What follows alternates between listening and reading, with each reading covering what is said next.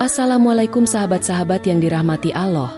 Hari ini saya akan menceritakan misteri Telaga Warna, keindahan alam yang syarat dengan cerita mistis.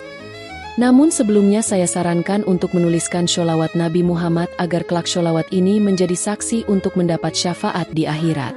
Like dan subscribe ke channel ini sangat membantu menyebarkan dakwah Islam dan menjadi amal jariah. Langit mulai memerah ketika Raka tiba di desa Puncak Langit.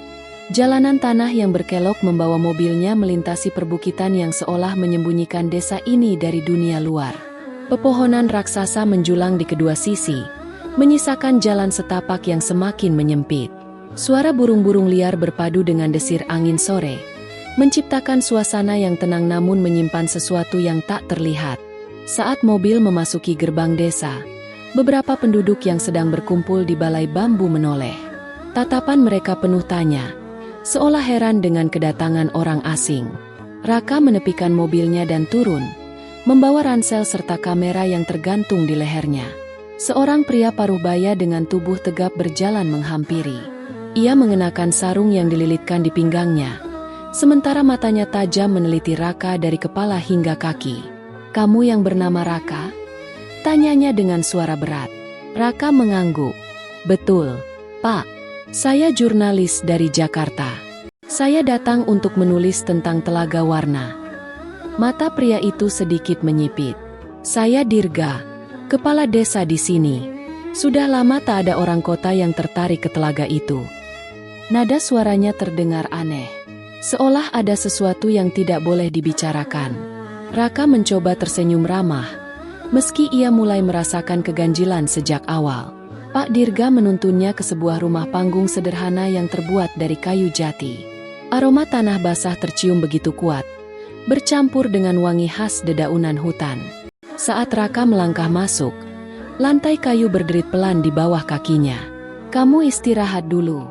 Malam ini jangan keluar sendirian," ucap Pak Dirga sebelum meninggalkan Raka. Instruksi itu terdengar seperti sebuah peringatan. Raka hanya mengangguk dan mulai membereskan barangnya. Namun, tak lama setelah itu, suara bisikan samar terdengar dari luar jendela. Angin malam berhembus kencang, membawa serta suara yang terdengar seperti tangisan perempuan. Malam di desa Puncak Langit terasa lebih sunyi dari yang Raka bayangkan. Cahaya lampu minyak yang temaram membuat bayangan di dinding bergoyang-goyang seperti sosok tak kasat mata yang mengintai. Di luar jendela, suara gesekan dedaunan terdengar seolah ada sesuatu yang bergerak di antara pepohonan. Raka duduk di dekat meja kayu, merapikan catatan dan kameranya. Namun, pikirannya masih tertuju pada suara aneh yang ia dengar tadi. Ia berusaha mengabaikannya dan mencoba tidur lebih awal, tetapi tepat saat matanya mulai terpejam, terdengar ketukan pelan di pintu. Tok tok tok. Raka terdiam. Ia menahan napas, mendengarkan lebih saksama. Tok tok tok. Lebih keras kali ini. Ia menguatkan diri, lalu bangkit perlahan dan membuka pintu. Seorang wanita muda berdiri di depannya. Wajahnya pucat diterpa cahaya remang. "Maaf kalau mengganggu, saya Riani," ucapnya pelan. "Pak Dirga bilang Anda tertarik menulis tentang Telaga Warna. Saya bisa membantu." Raka mengangguk dan mempersilakannya masuk. Riani duduk di kursi kayu sambil menatap Raka dengan ekspresi serius. "Apa yang Anda tahu tentang telaga itu?" tanya Raka, mengambil buku catatannya. Riani menarik napas dalam.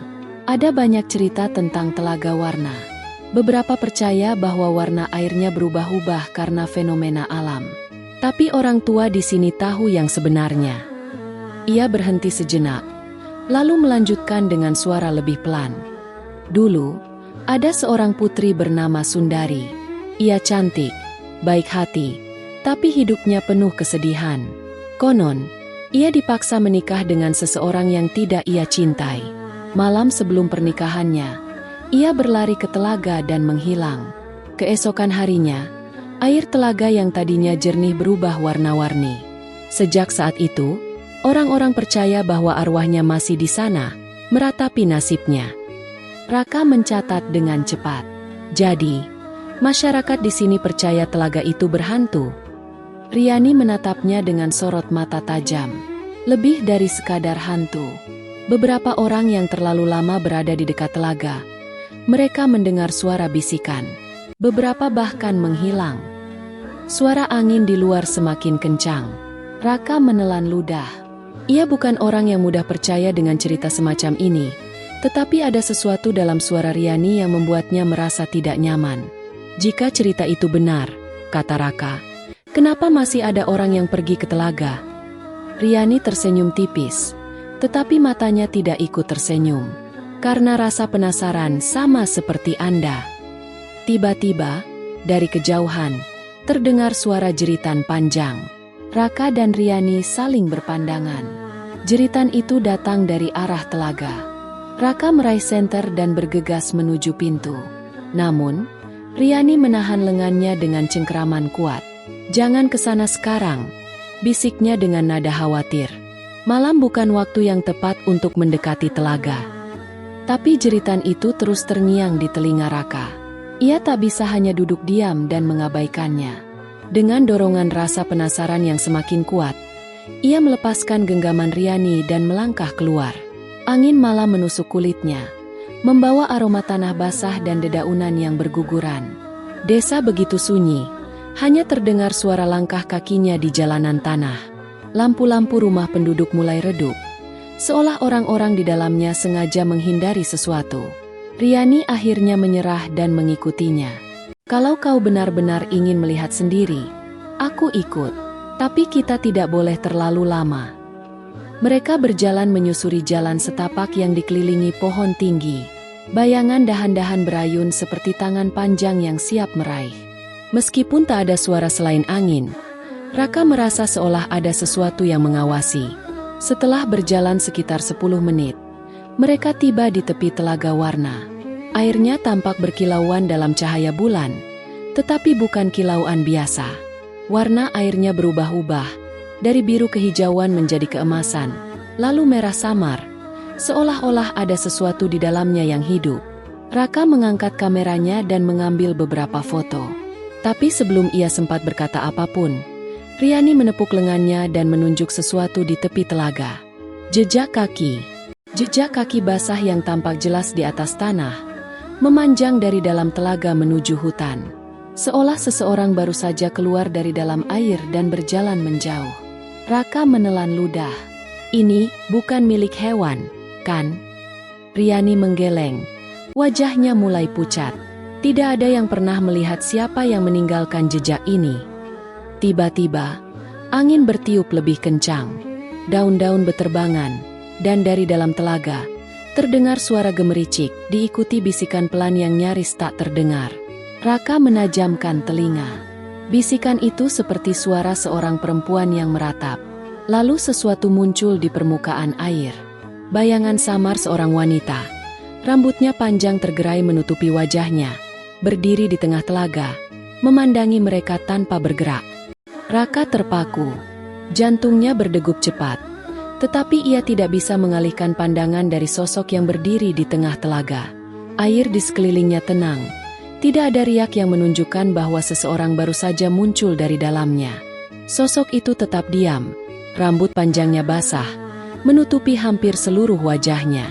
Namun, dari celah rambut yang kusut, sepasang mata redup tampak mengawasi. Riani menggenggam lengan Raka erat. "Kita harus pergi dari sini sekarang," bisiknya tergesa. Tapi rasa penasaran lebih kuat dari rasa takut. Raka mengangkat kameranya dan memotret. Kilatan cahaya kamera menerangi kegelapan sesaat.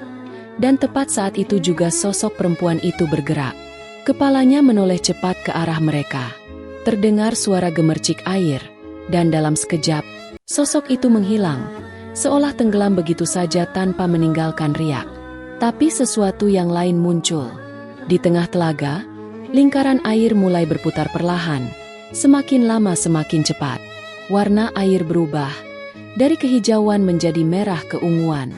Bau amis tercium samar, seperti darah yang bercampur dengan air. Riani menarik tangan Raka. "Kita harus pergi." Raka masih menatap telaga dengan rasa tak percaya. Tapi melihat ketakutan di wajah Riani, ia mengangguk dan berbalik. Namun, saat mereka melangkah pergi, terdengar suara gemerisik dari dalam hutan. Sesuatu atau seseorang sedang mengawasi mereka. Langkah Raka dan Riani semakin cepat. Jalan setapak yang mereka lalui terasa lebih gelap, lebih sempit. Seolah pepohonan di sekitarnya sengaja membentuk dinding untuk menahan mereka. Tapi suara dari hutan itu terus mengikuti. Gemerisik daun, ranting patah, langkah-langkah samar di antara bayangan. Raka berusaha meyakinkan dirinya bahwa itu hanya hewan liar, mungkin monyet atau burung malam. Namun, saat suara itu semakin dekat, ia tahu sesuatu sedang mengikuti mereka. "Lihat ke depan, jangan menoleh," bisik Riani. Suaranya hampir bergetar. Namun justru karena kata-kata itu, Raka merasa harus melihat ke belakang. Ia menoleh. Di antara pepohonan, samar-samar terlihat sosok berdiri diam. Matanya kosong, wajahnya pucat seperti bulan yang menggantung di langit. Pakaian yang dikenakannya lusuh, basah, dan tampak seperti pakaian pengantin zaman dahulu. Dan yang membuat Raka semakin membeku. Wajah itu mirip dengan lukisan lama yang ia lihat di rumah Pak Dirga, Putri Sundari. Tiba-tiba, sosok itu bergerak cepat. Seperti bayangan yang tertiup angin, ia melesat ke arah mereka. Riani berteriak, "Lari!" Mereka berdua langsung berlari tanpa menoleh lagi. Napas mereka memburu, kaki hampir tersandung akar pohon yang mencuat dari tanah. Suara langkah di belakang semakin dekat. Bisikan lirih terdengar memenuhi telinga. "Kalian tidak seharusnya datang ke sini." Suara itu mengalir seperti angin dingin yang menembus kulit. Tetapi Raka terus berlari. Akhirnya, cahaya remang dari rumah Pak Dirga terlihat di kejauhan. Mereka menerobos pintu dengan napas tersengal. Pak Dirga yang sedang duduk di depan perapian langsung berdiri. Wajahnya tegang melihat keadaan mereka. "Kalian ke telaga, bukan?" tanyanya dengan nada rendah. Raka mengangguk, masih berusaha mengatur napas. Pak Dirga menatap mereka lama, lalu berkata, "Kalau begitu, ada sesuatu yang harus kalian ketahui sebelum semuanya terlambat." Pak Dirga menghela napas dalam, lalu duduk di kursinya. Cahaya dari perapian menerangi wajah tuanya yang terlihat semakin tegang. "Kalian melihatnya, bukan?" tanyanya pelan. Raka dan Riani saling pandang, lalu mengangguk. Pak Dirga menatap nyala api sejenak, seolah mengumpulkan keberanian untuk berbicara. Sudah lama, tidak ada yang melihatnya dengan mata kepala sendiri. Tapi sekarang dia muncul lagi. "Siapa dia sebenarnya?" tanya Raka, masih berusaha memahami apa yang baru saja mereka alami. Pak Dirga menghela napas. "Kalian pasti sudah mendengar legenda Putri Sundari, bukan?" Riani mengangguk. "Tapi kami tidak tahu mana yang benar dan mana yang hanya cerita rakyat." Pak Dirga mengusap wajahnya, lalu mulai bercerita. Dulu, Putri Sundari adalah anak dari seorang bangsawan kaya yang tinggal di dekat telaga. Ia terkenal karena kecantikannya, tetapi juga karena kebaikan hatinya. Banyak yang ingin melamarnya, termasuk seorang pria dari kerajaan seberang. Namun, Sundari sudah jatuh hati pada pemuda sederhana yang bekerja di sawah keluarganya. Pak Dirga berhenti sejenak, matanya menerawang. Tapi ayahnya tidak terima. Ia memaksa Sundari menikah dengan pria yang lebih berkuasa. Namun, di hari pernikahan, sesuatu yang mengerikan terjadi. Raka menelan ludah. "Apa yang terjadi?" Pak Dirga menatapnya lurus. Sundari menolak pernikahan itu. Ia berlari ke telaga dengan gaun pengantinnya dan melompat ke dalam air. Ia lebih memilih mati daripada menikahi pria yang tidak dicintainya. Riani menutup mulutnya, ngeri mendengar kisah itu. Sejak saat itu, telaga berubah, lanjut Pak Dirga. Kadang airnya berwarna merah, seolah mencerminkan kesedihan dan kemarahan Sundari. Dan orang-orang yang melihatnya seringkali mengalami kejadian aneh. Raka mengingat warna air yang ia lihat tadi, berubah dari hijau menjadi merah keunguan. Ia juga mengingat jejak kaki yang muncul dari dalam air. "Jadi, arwahnya masih di sana?" tanya Raka pelan. Pak Dirga mengangguk, dan dia tidak suka ada orang yang mengusik ketenangannya. Tiba-tiba, angin berembus kencang, membuat pintu kayu rumah Pak Dirga berderit. Lalu terdengar suara samar, seperti suara perempuan yang menangis tepat di depan rumah mereka. Suara tangisan itu terdengar semakin jelas, lirih, penuh kesedihan, tetapi juga mengandung sesuatu yang lebih dalam, kemarahan. Raka merinding. Ia menoleh ke Riani yang wajahnya sudah pucat pasi. Pak Dirga berdiri dengan sorot mata waspada. "Jangan buka pintu," bisiknya. Tapi suara tangisan itu semakin memilukan. Seolah-olah ada seseorang yang tersiksa di luar sana. Raka merasa ada sesuatu yang salah. Ia menggenggam tangannya sendiri, mencoba menenangkan diri. Tapi lalu suara itu berubah. Tangisan yang tadinya lirih kini disertai bisikan samar. "Kembalikan." Raka mengerutkan kening. "Kembalikan apa?"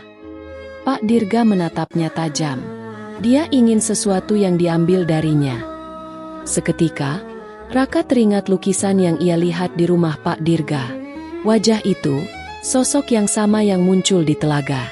Ia menoleh ke sudut ruangan, tempat lukisan itu tergantung. Dan saat matanya melihat lukisan tersebut, ia tercekat. Lukisan itu berubah. Gaun pengantin yang dikenakan Putri Sundari kini terlihat basah dan penuh noda. Matanya yang tadinya indah kini kosong dan penuh kegelapan. Seolah-olah ia sedang menatap balik ke arah mereka. Lalu, sesuatu yang lebih mengerikan terjadi. Dari dalam lukisan, air mulai menetes perlahan. Pak Dirga langsung bergerak cepat. Ia menarik sesuatu dari dalam lemari, sebuah kotak kayu tua. Dengan tangan gemetar, ia membukanya. Di dalamnya ada seuntai perhiasan berwarna keemasan. "Inilah yang ia cari," ujar Pak Dirga dengan suara bergetar. Riani menatap kalung itu dengan bingung. "Apa itu?" Pak Dirga menghela napas. "Kalung ini adalah warisan Sundari. Sebelum meninggal, ia menyembunyikannya, tetapi keluarganya justru menganggapnya sebagai kutukan dan membuangnya dari istana." Raka merasakan ada sesuatu yang menggetarkan di udara. "Jika kita mengembalikannya ke telaga." Sebelum ia menyelesaikan kalimatnya, suara tangisan di luar semakin keras. Pintu bergetar, seolah sesuatu berusaha masuk. "Kita tidak punya pilihan lain," ujar Pak Dirga. "Kita harus mengembalikannya malam ini juga." Tanpa membuang waktu, mereka bertiga berlari keluar. Hujan mulai turun, membuat jalanan licin dan kabut tebal menyelimuti sekitar. Tapi mereka terus berjalan menuju telaga, membawa kalung itu di tangan mereka. Ketika mereka tiba di tepian air, warna telaga kembali berubah menjadi merah keunguan. Raka merasakan udara menjadi lebih berat. Ia mengangkat kalung itu. "Sundari, kami mengembalikan milikmu." Ia melempar kalung itu ke dalam air. Hening. Telaga yang tadinya bergolak kini menjadi tenang. Warna merah perlahan menghilang, kembali menjadi hijau jernih. Lalu, sesosok bayangan muncul di tengah air. Sundari berdiri di sana, kali ini dengan wajah yang lebih damai. Senyum kecil terukir di bibirnya sebelum perlahan tubuhnya memudar bersama angin. Dan akhirnya, telaga itu kembali sunyi. Raka dan Riani saling pandang, masih terengah-engah. Pak Dirga menatap telaga dengan mata yang penuh kelegaan. Sundari telah pergi, dan misteri telaga warna pun berakhir. Kisah ini mengajarkan bahwa setiap perbuatan akan mendapatkan balasannya, baik di dunia maupun di akhirat. Ketidakadilan, keserakahan, dan kesedihan yang tidak terselesaikan dapat meninggalkan jejak yang dalam, bahkan melampaui kehidupan. Oleh karena itu, kita diajarkan untuk selalu berbuat adil, menjaga amanah, dan tidak menyakiti sesama. Sebagaimana firman Allah dalam Al-Quran, "Sesungguhnya Allah tidak akan menzalimi seseorang walaupun sebesar zarah, dan jika ada kebajikan sebesar zarah, niscaya Allah akan melipat gandakannya dan memberikan dari sisinya pahala yang besar." Quran Surat An-Nisa 40. Catatan: cerita ini adalah fiktif dan dibuat seolah nyata agar dapat diambil hikmahnya. Semoga kisah ini bisa menjadi pengingat bagi kita semua. Terima kasih sudah mendengarkan cerita ini. Jika kalian menyukainya, jangan lupa untuk like, komentar, dan subscribe agar tidak ketinggalan kisah menarik lainnya. Sampai jumpa di cerita berikutnya.